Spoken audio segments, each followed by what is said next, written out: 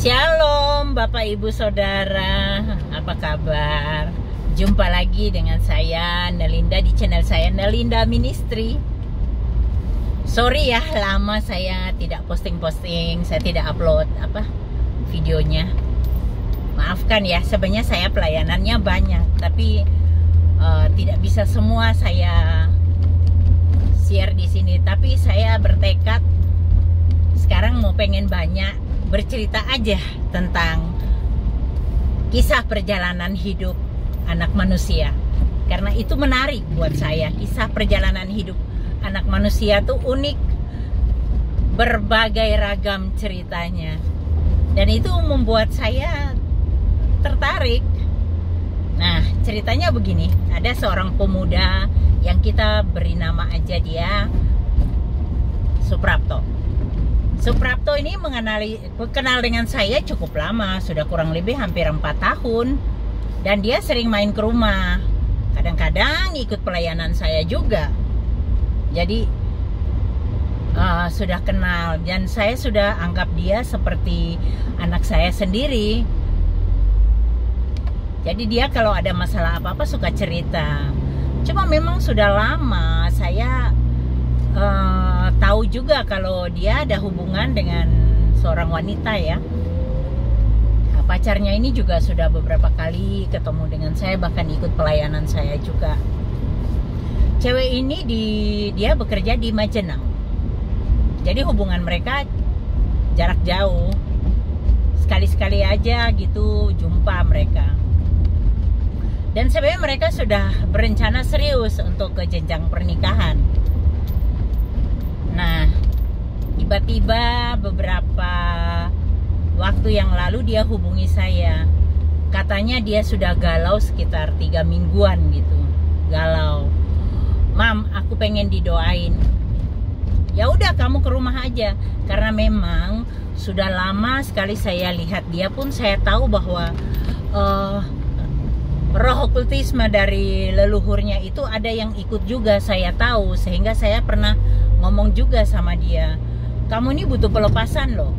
Terus dia bilang begini, iya mam, aku juga ngerasa sih ada yang di dalam aku.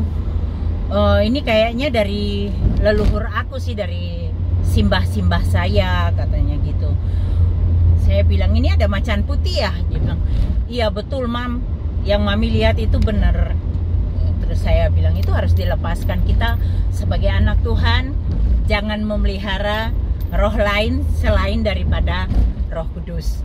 Hanya Roh Allah yang boleh tinggal di dalam kita, yang bisa menuntun kita menjadi penolong di dalam kehidupan kita, di dalam setiap pergumulan hidup kita. Hanya Roh Kudus yang bisa memberi solusi yang baik buat kita. Di luar dari Tuhan tidak ada yang memberi solusi yang terbaik. Semuanya menjerumuskan kita. Saya bilang begitu. Dan malam itu saya bilang, makan dulu deh. Kamu udah makan belum? Makan dulu. Aku nggak pengen makan mam, katanya. Makan dulu, kalau kamu belum makan mami nggak mau doain kamu. Ngancem nih maminya. Ya udah, malam itu kami berdua makan. Karena anak-anak yang lain sudah pada makan, saya memang yang belum makan. Ya udah, ayo kita makan yuk. Habis berdoa kita makan. Setelah makan, santai sebentar, masuk lagi ke sana, kasih masalahnya dia, konselingin. Nah ternyata dia beberapa hari yang lalu itu tidak bisa lagi hubungi pacarnya. Di teleponnya diblok, dan berdatanganlah telepon dari keluarganya cewek ini yang di luar pulau, menghubungi dia.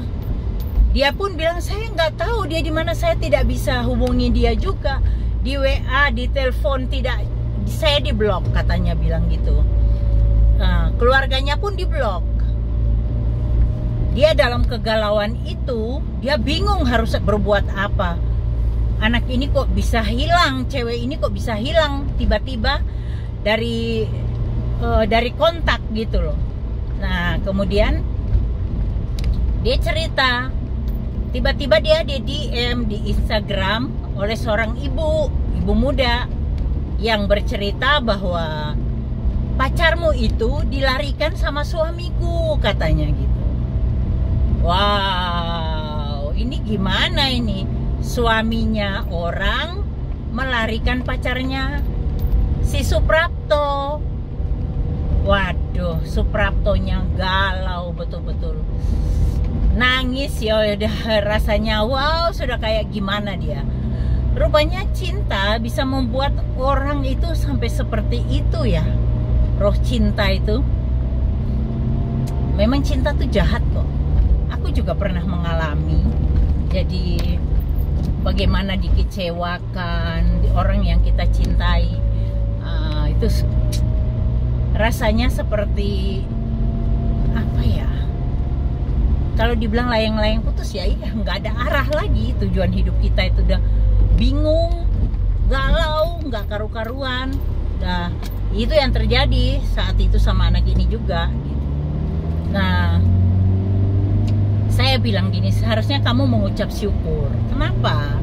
Kok dia ngeliatin, kok mami ngomongnya kamu ucap syukur. Harus ucap syukur. Kenapa? Kamu terima kasih sama Tuhan Yesus. Terima kasih Tuhan, Kau sudah singkapkan rahasia ini bagiku. Terima kasih. Karena aku belum menikah dengan dia Tuhan. Dia bukan jodohku yang terbaik. Terima kasih Tuhan Yesus. Ucap syukurlah. Karena begini loh Suprapto. Coba kamu bayangin kalau kamu sudah menikah dengan dia, kemudian sudah punya anak, lalu dia dilarikan laki-laki lain. Gimana kehidupanmu sama anak-anak? Lebih rumit kan? Pasti rumit lah. Orang yang ditinggalkan pasangannya dengan pergi dengan orang lain dan meninggalkan pasangan dengan kita dengan anak-anak, itu berat loh, berat banget. Karena saya sudah pernah merasakan, jadi saya bisa ngomong berat banget cuy. Gak gampang loh. Wah, dia meninggalkan dengan segala tanggung jawabnya itu, waduh betul, Dan kita semua juga tidak pernah membayangkan atau menginginkan hal-hal begitu terjadi dalam kehidupan kita kan. Tapi itu terjadi, Tuhan izinkan terjadi. Kenapa? Tuhan mau supaya kita lebih kuat di dalam Tuhan dan mengandalkan Tuhan tentunya. Tidak mengandalkan kekuatan kita sendiri, tidak mengandalkan manusia. Itu yang Tuhan mau. Sorry ya, videonya agak kadang-kadang gelap karena tikungan dan lain-lain yang membuat cahayanya nggak masuk ya. Ya, akhirnya malam itu setelah dia mengucap syukur, saya masuk ke kamar, saya ambil speaker kecil saya yang biasa saya pakai untuk ujian penyembahan saya di rumah. Saya bilang dia, ayo kita memuji Tuhan dulu yuk. Nah, mulai kita memuji Tuhan. Baru nyanyi sebentar, belum lama tiba-tiba ada macan mengamuk. Aduh, rupanya rohnya itu keluar lah itu ya. Roh macan keluar, terus kemudian ada juga perempuan yang tertawa kiki kayak kuntilanak begitu. Wow. Ya itulah.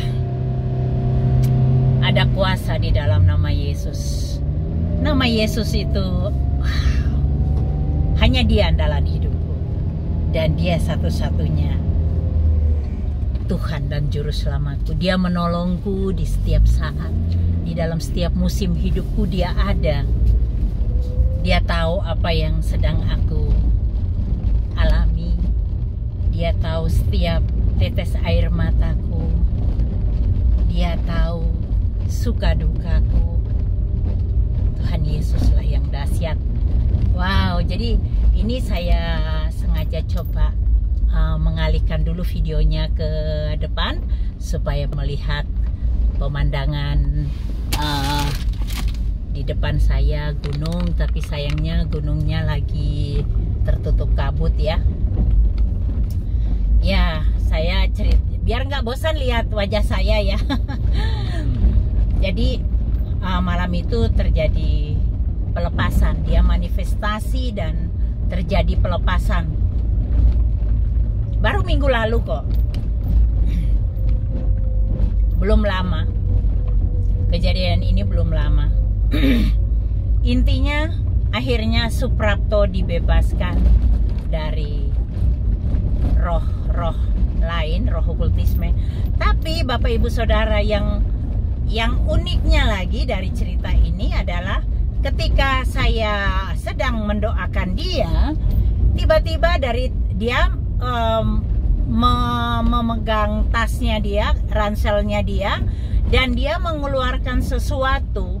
Ternyata sebuah botol yang ada isi minyak dan ada sebuah bungkusan yang diselotip di botol itu menjadi satu.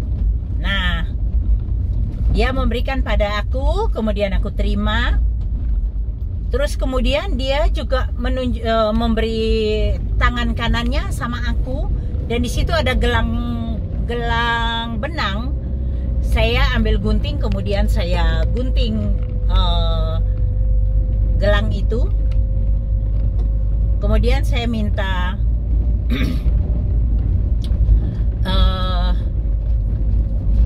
teman-teman saya untuk membakar. Dan teman saya bakar, dan ternyata ketika dibakar itu, bulu perindunya itu ada bulu perindunya. Bulunya itu bisa bergerak-gerak kayak ular loh. Waktu dibakar itu berjalan kayak ular gitu. Nah, intinya aku mau bilang begini Bapak Ibu Saudara, jangan gunakan ilmu-ilmu yang seperti begitu. Seperti yang video kemarin aku cerita, ada entah mungkin supaya menarik perempuan itu dengan bulu perindu lah, semar mesem lah, jaran goyang, kayak itu ilmu-ilmu dari Jawa ya, yang namanya saya tahu itu. Entah mungkin ada nama-nama lain lagi yang gayanya dengan versi yang berbeda aja sih. Tapi intinya itu semua adalah kuasa-kuasa kegelapan. Mengerikan sekali ketika kita mau bersekutu dengan kuasa-kuasa kegelapan ya. Nah, jadi hari itu terjadi pelepasan, pembebasan di dalam nama Tuhan Yesus. Luar biasa sekali. Anak ini dibebaskan. Suprapto dibebaskan dari kuasa gelap. Haleluya, puji Tuhan. Karena di dalam nama Yesus sajalah ada kuasa dan mujizat yang besar. Tidak ada nama lain yang di bawah kolong langit ini, karena namanya kita diselamatkan. Hanya nama Yesus sajalah yang bisa menyelamatkan kita. Oleh sebab itu kita harus sungguh-sungguh lah sama Tuhan.